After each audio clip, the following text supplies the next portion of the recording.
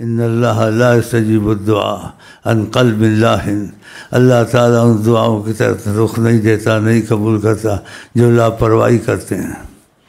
مثلا پر ایسے ہاتھ پھیر کہتے ہیں اس کو نہیں کہ اللہ قبول کرے، اللہ رحم کرے، ایسے نہیں، بس چلو رواجی چیزیں، ایسے نہیں کرنا چاہیے۔ آقا جی نے اس سے بھی منع کیا اور کہا تم جب دعا مانگو وانتم موقنون، تم لوگ یقین پر ہوا کرو کہ خدا ضرور تقاضا کرم میں واپس نہیں کرتا ہے۔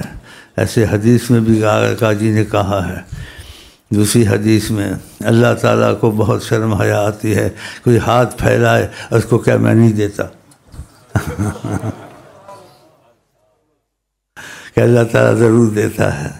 تو یہ یقین رکھیں کہ دعاؤں کو بہت غنیمت سمجھا کریں۔ اور دوسری حدیث ایک میں فرمایا ہے لا یہلک العبد مع الدعاء، جو دعائیں مانگتا ہے چاہے کچھ بھی اس سے غلطیاں ہوتی، جو کچھ ہوتا ہے لیکن ہلاک نہیں ہو سکتا۔ تو ایسی چیزوں کو شکر کریں۔ ہمارے پاس دعائیں پڑھی ہیں، خاص کر کے ہم نے اس دعاؤں کو بہت اہتمام کیا ہے جو نبی صلی اللہ علیہ وسلم جس نے اپنے بھی کچھ فرمایا ہے۔ تو تقدیر کی دعا ضرور یہاں سے لے جائیں، کیونکہ کوئی چیز تقدیر سے باہر نہیں ہے۔ رحمت ہو، مصیبت ہو، نیکی ہو، گناہ ہو، وبال ہو، کچھ بھی ہو تقدیر سے نکل نہیں سکتا انسان۔ لیکن تقدیر میں تبدیلی اور اس کی حالات کو اچھا کرنے تقدیر میں دعائیں کام کرتی ہیں۔ اس لیے یہاں تقدیر کی دعا بھی ہمارے پاس ہے، تو بھائیوں سے تقدیر کی دعا لے جائیں، صبح شام پڑھ لیا کریں انشاءاللہ۔ تو صلی اللہ علیہ وسلم آمین دعا میں کہتے رہیں۔ کہتے ہیں جس دعا کے اول آخر درود شریف نہیں ہوتا وہ دعا لٹکی رہتی ہے، اور جس دعا کے اول آخر درود شریف ہوتا ہے تو وہ دعا قبول ہو جاتی ہے۔ تو ہم ساری دعا میں درود شریف بھر دیتے ہیں، صلی اللہ علیہ وسلم صلی اللہ علیہ وسلم صلی اللہ علیہ وسلم۔ ہاں جی، تو یہ بھی ایک اللہ تعالیٰ کا کرم ہے کہ ہم عقیدہ رکھتے ہیں خدا پر اور حضرت محمد مصطفیٰ پر۔ جیسے بھی ہیں خدا اللہ تعالیٰ جو ان سے ہے نا ہر گناہ معاف کر دیتا ہے، لیکن شرک کو معاف نہیں کرتا۔ تو شرک میں بھی لاپرواہی نہیں کریں، شرک کا بہت باریک معاملہ ہے۔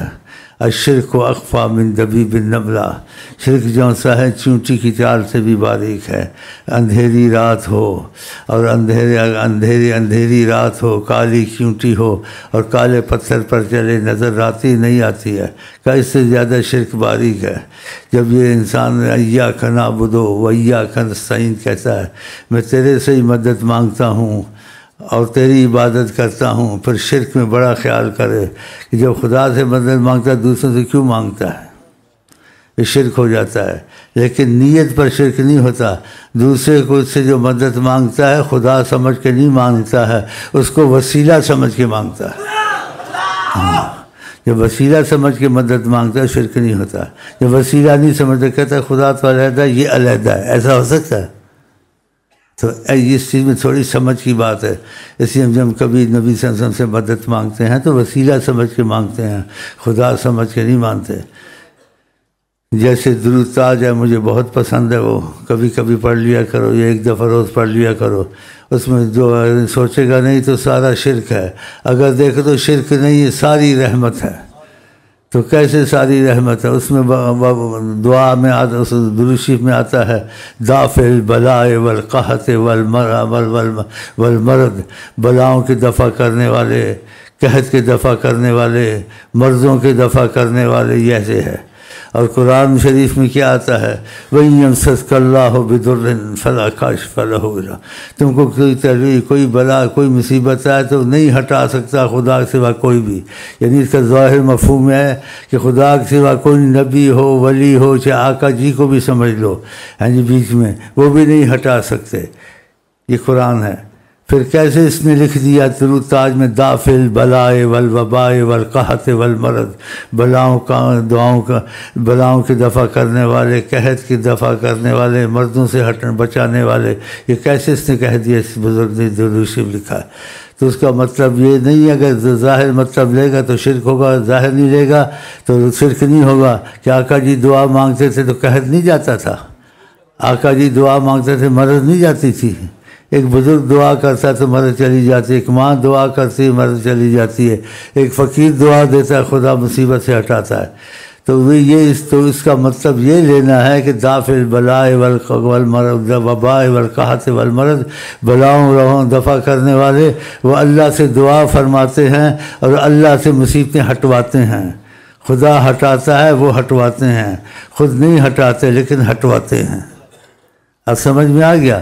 تو اگر یہ سمجھ میں بات آ گئی تو پھر وہ درشی پر کبھی پڑھ لیا کرے، دافع البلاء والوباء والقحط والمرض، اسمہ مرفوع مشفوع مکتوب، ان کا نام بھی فائدہ دیتا ہے، جو عرش میں لکھا ہوا ہے، اونچی جگہ لکھا ہوا ہے، مشفوع اس کے نام سے بھی سفارش ہوتی ہے، آقا کی سفارش علیحدہ، نام کی سفارش علیحدہ، مشفوع مکتوب، اور خدا ایسی جگہ لکھ دیے نام فی اللوح والقلم، لوح والقلم میں، تو یہ آپ کی تعریف ہے۔ لیکن جس کو سمجھ نہ آئے وہ فتوے نہ لگائے درود تاج پر کہہ دے واللہ عالم۔ جس کو سمجھ آئے وہ کہ میں خدا سمجھ کے آقا جی کو نہیں کہتا ہوں، وسیلہ سمجھ کے کہتا ہوں۔ تو وسیلہ ڈاکٹر بھی بنتا ہے، کہتے ہیں ڈاکٹر کے بعد شفا ہوئی، تو ڈاکٹر کے بعد چاہتے ہیں اللہ کے بات ہوتی ہے، لیکن ڈاکٹر وسیلہ بنا ہے، اس کی نیت کو دیکھا جاتا ہے، بھئی یہ ڈاکٹر بڑا اچھا سے ہاتھ میں شفا ہے، تم کہتے ہو خدا کے ہاتھ میں شفا ہے، یہ کہتے ہیں ڈاکٹر کے ہاتھ میں، تو اس کا مطلب یہ ہوتا ہے خدا کے ہاتھ میں شفا ہے، لیکن ڈاکٹر وسیلہ بنتا ہے تو خدا بھی شفا دیتا ہے۔ تو یہ وسیلے کی چیزیں، تو اس میں زیادہ دور نہیں جانا چاہیے، کیونکہ ہر قسم کے لوگ ہوتے ہیں، کسی کا دماغ موٹا ہوتا ہے، کسی کا پتلا ہوتا ہے، کوئی نیم ملا ہے وہ خطرہ ایمان ہوتا ہے، تو اس لیے نیم حکیم خطرہ جان ہوتا ہے۔ تو اس لیے جس کو سمجھ پوری نہ ہے کسی باتوں کی تو واللہ عالم کہہ دے، زبردستی نہ گھسے اس میں، یہ بھی شرک ہے، یہ بھی شرک ہے، وہ بھی شرک ہے، سبھی شرک ہے، وہابیوں کی طرح۔ دیکھا نا میں، اب وہ کہیں گے بدعتیوں کی طرح، اب میرے منہ سے نکل گیا وہابیوں کی طرح، تو بھائی میں اپنے الفاظ واپس لیتا ہوں، یہ بات سے انسان ایسے کہتے ہیں، اب تو خراب ٹھیک ہو گیا نا، نہ تم کو ہم تم کو وہابی کہنا، تم کو بدعتی کہو، بس مسلمان بن کے رہیں، اور جو سمجھ میں آ جائے ٹھیک ہے، جو سمجھ میں نہ آئے اس چیز کو واللہ عالم، ختم۔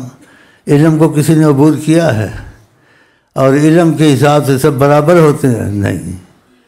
وفوق کل ذی علم علیم، خدا نے کہا ہے ہر علم کے واسطے ایک علم والا اعلیٰ درجہ ہوتا ہے، اس کی سمجھ زیادہ ہوتی ہے۔